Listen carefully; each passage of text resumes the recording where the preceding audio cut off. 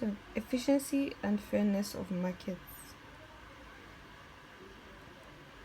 When you have completed your study of this chapter, you'll be able to describe the alternative methods of allocating scarce resources and define and explain the features of an efficient allocation. Distinguish between value and price and define consumer surplus, and distinguish between cost and price and define producer surplus. So,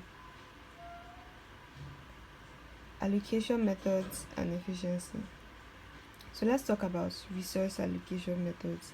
Scarce resources. We all know that the main point of economics is to solve the problem of allocation of scarce resources. So resource allocation methods can be done in the form of market price, command, majority rule, through a contest, first come first served basis, sharing equally, lottery, personal characteristics, or by force. So how do each method work? So market price. When a market allocates a scarce resource, the people who get the resource are those who are willing to pay the market price. So most of the scarce resources that you supply get allocated by market price. You sell your labor services in markets and you buy most of what you consume in markets. So for most goods and services, the market turns out to do a good job. So through command. Command system allocates resources by the order of someone in authority. For example, if you have a job, most likely someone tells you what to do, so your labor time is allocated to specific tasks by command. A command system works well in organizations with clear lines of authority, but badly in an entire economy. So majority rule. Majority rule allocates resources in a way that a majority of voters choose. So some societies use majority rule for decisions about tax rates that allocate resources between private and public use. So majority rule works better when decisions affect lots of people and self-interest must be suppressed to use resources efficiently. So through a contest. A contest allocates resources to a winner or a group of winners. The most obvious contests are sporting events, but they occur in other arenas. For example, the Oscars are a type of contest. Contests work well when the efforts of the players are hard to monitor and reward directly. A first come first served basis. So a first come first served basis allocates resources to those who are first in line. Casual restaurants use first come first served basis. Supermarkets use first come first served basis at checkout. Airlines are also example of a type of use of first come first served basis. So a first come first served basis. First come first served works better when scarce resources can serve just one person at a time in a sequence. So sharing equally can be another type of resource allocation. When a resource is shared equally, everyone gets the same amount of it. You might use this resource to share a dessert in a restaurant, for example. To make sharing equally work, people must be in agreement about its use and implementation. It works best for small groups who share common goals and ideas. So, lottery. Lotteries allocate resources to those with winning numbers, a lucky draw, or who just come up lucky. State lotteries and casinos reallocate millions of dollars worth of goods and services each year, but lotteries are more widespread.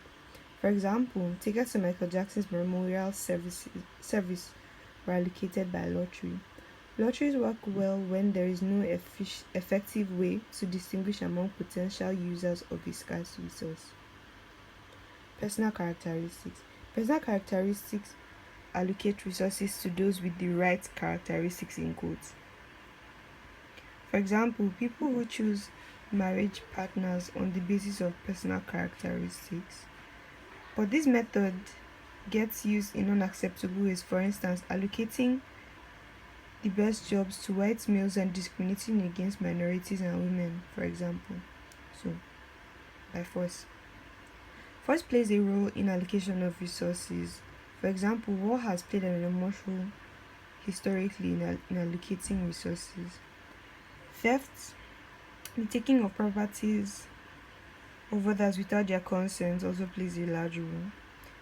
But first provides an effective way of allocating resources, that is, for the states to transfer wealth from the rich to the poor and establish the legal framework in which monetary exchange can take place in markets. So, using resources efficiently. Allocative efficiency is a situation in which the quality of goods and services produced are those that people value most highly. It is not possible to produce more than one good or service without producing less of something else. So let's talk about efficiency and the production possibility curve, or PPF. So production efficiency means producing along the PPF curve. So producing at the highest value point on the PPF could also mean you're producing efficiently. The PPF tells us what can be produced, but it does not tell us about the value of what we produce. So demand and marginal benefits. Buyers distinguish between value and price. Value is what the buyer gets, while price is what the buyer pays. The value of one more unit of a good or service is its marginal benefit. So marginal benefits can be measured as the maximum price that people are willing to pay for another unit of the good or service. The buyer will buy one more unit of a good or service if its price is less than or equal to the value the consumer places on it. So a demand curve, in essence, is a marginal benefit curve. For example, the demand for pizzas tells us the dollars worth of goods and services that people are willing to forgo to consume one more pizza. That is, the demand for pizza shows the value the consumers place on each of them. So, are markets efficient? So here are the reasons for market inefficiency, and here are the possible remedies. So the first one, this is an example of market inefficiency: price and quantity regulation. So you can remedy it by removing regulation by majority rule.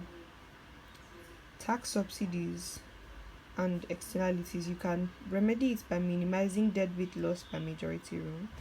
Public goods, common resources, you can remedy it by allocating by majority rule. But monopoly, for instance, you can regulate it by majority rule. High transaction costs, command or first come first serve basis. So a market's fair. The big trade-off is a trade-off between efficiency and fairness that recognizes the cost of making income transfers. So trade-off is between the size of the economic pie and the degree of the equality of which it is shared. The greater the amount of income distributed through income taxes, the greater its inefficiency. So, taking all the cost of income transfers into account, the fair distribution of the economic pie is the one that makes the poorest person as well as possible. The fair results idea require a change in the results after the game is over. Some say that this in itself is unfair. Thank you for listening.